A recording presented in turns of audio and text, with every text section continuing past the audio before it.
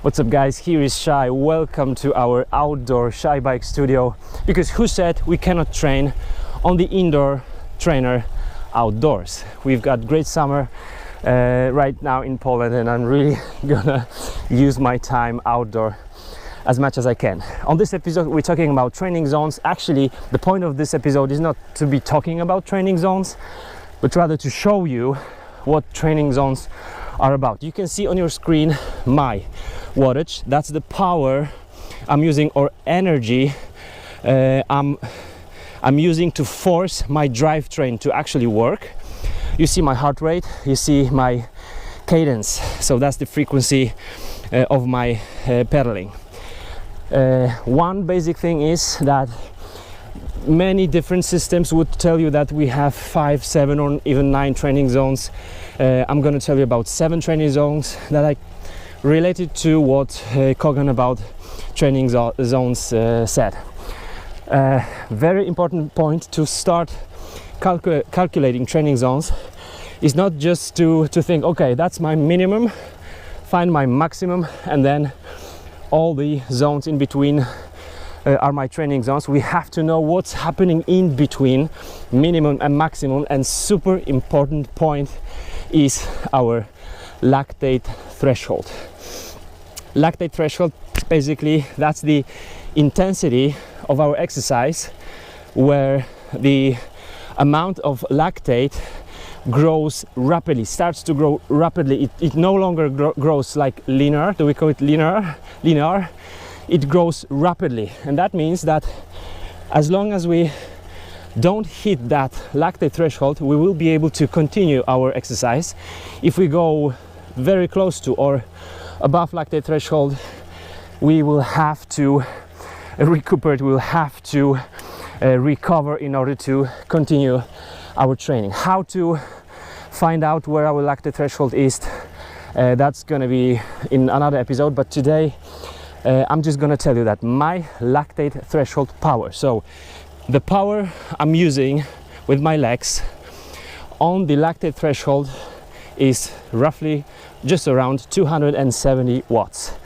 If you wonder how much is it, it's not really much.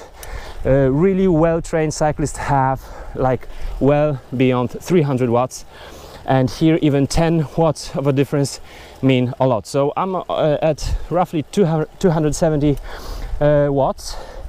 You can also calculate your heart rate at lactate threshold, of course, and I'm gonna show you also some infos about it. So 7 training zones. Right now I'm in the first one, and that's called active recovery. It's a very nice one. If you are walking somewhere, doing anything around the house, usually you are in this first training zone. We can go forever on this training zone as long as we have water, fuel, some food, and sleep from time to time as well. That's the training zone we are using for recovery days, between harder days of like training interval or just races or anything. Like tomorrow I'm racing on MTB marathon, Monday I'm doing recovery session in this zone, first one.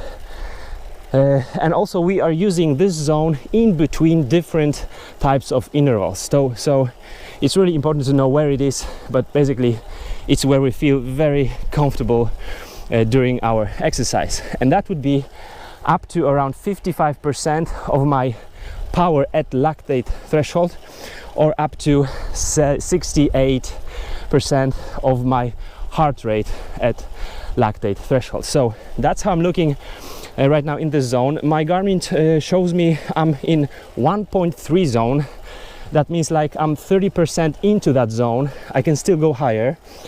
As you can hear, it's also quite easy to talk, and I'm actually talking to you, so I'm talking a lot, and I am still be able to continue that. So let's just go a bit higher. I'm going to show you all the training zones, going back to the first one and then one zone higher. Now the second zone, that's the endurance zone. That's where we train our endurance basically, and we can do it for all day ride. So if you are just going for some ride, you would be able basically to sustain the level of exercise at the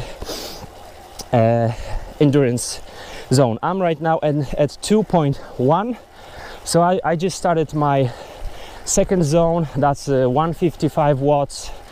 My cadence is around 90. You can see all that on your screen.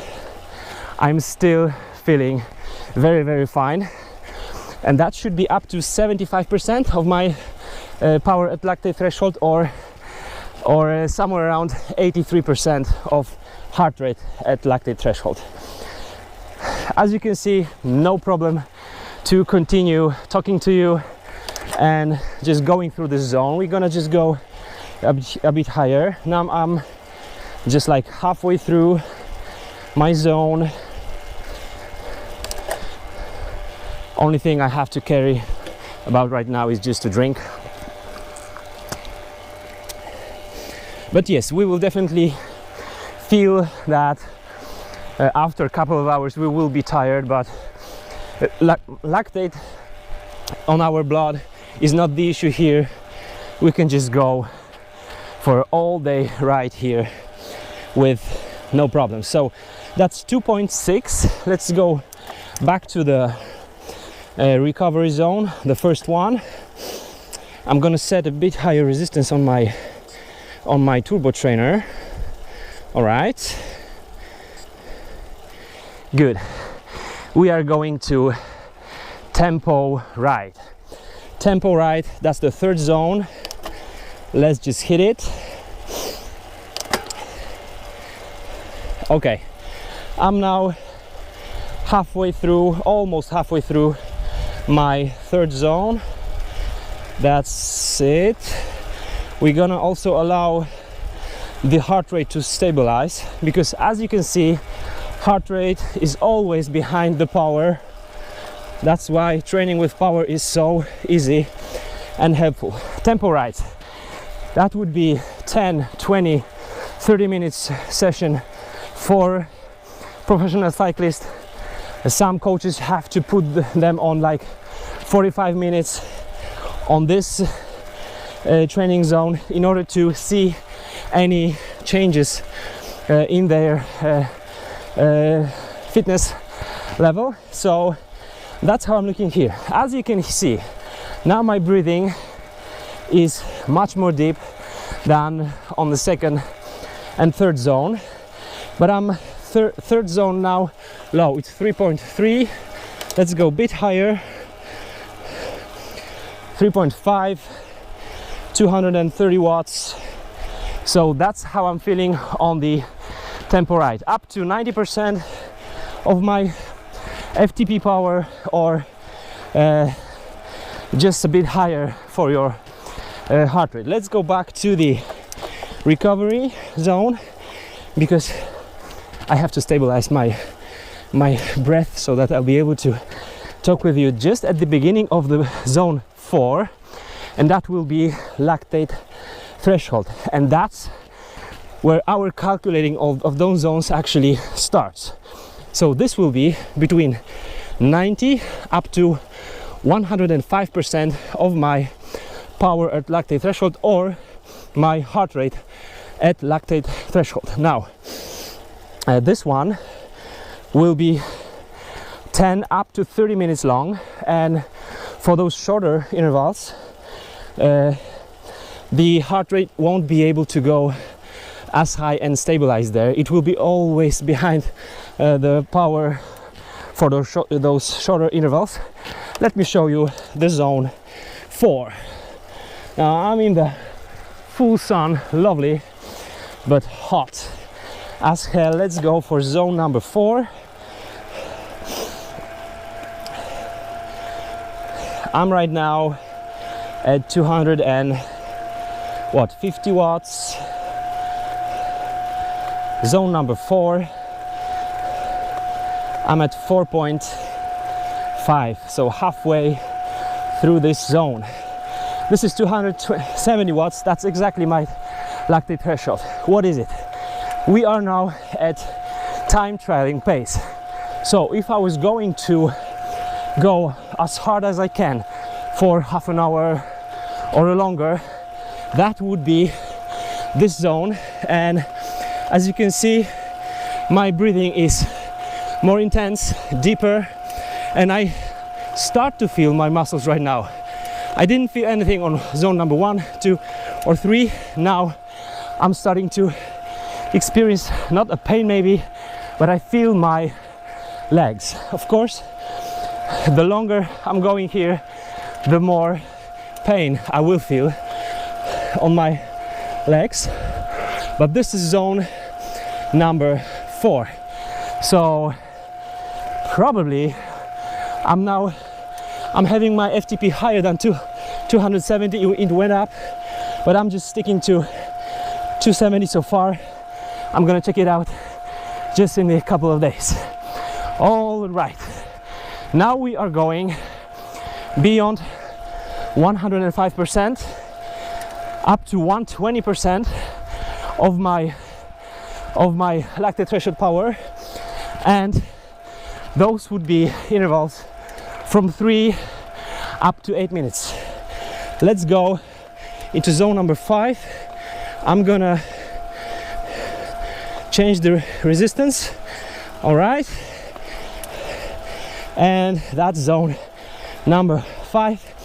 Believe me, you wouldn't be able to talk long here. So over 106% of your heart rate at LT, lactate threshold, or up to 120 something percent of my LT power. This is right now 320 watts, and I feel my thighs.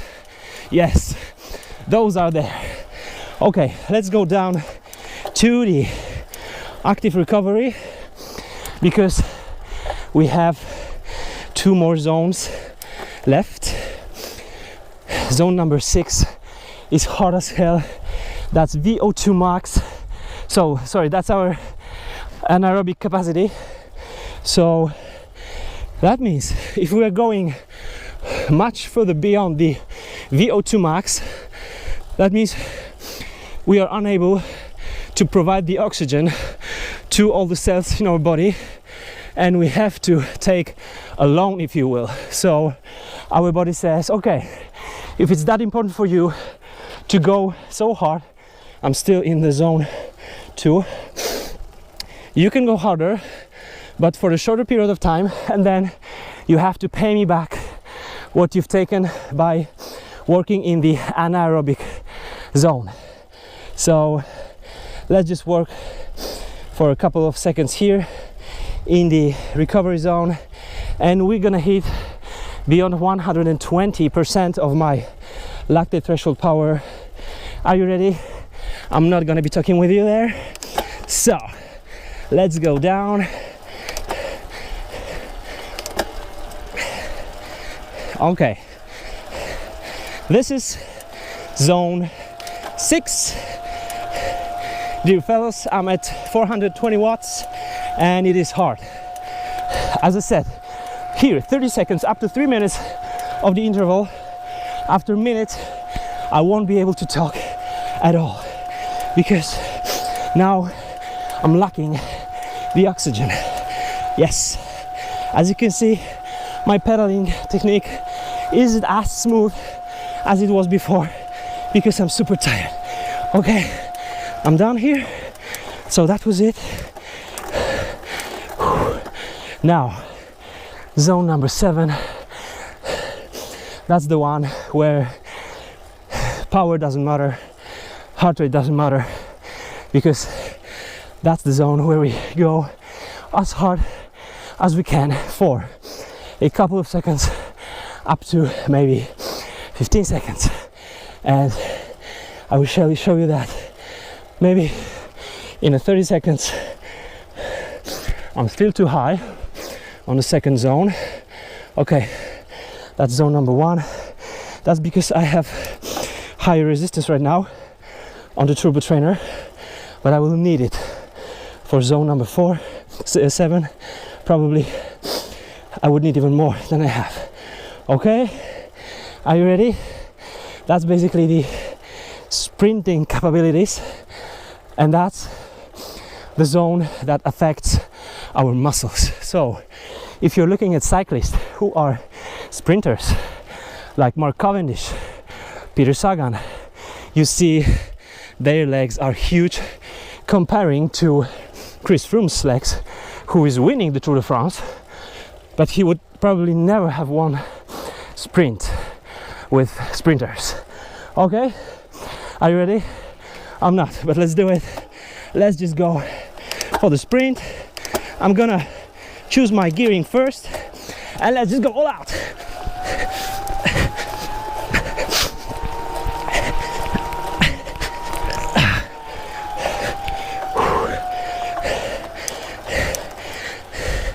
That's it, guys.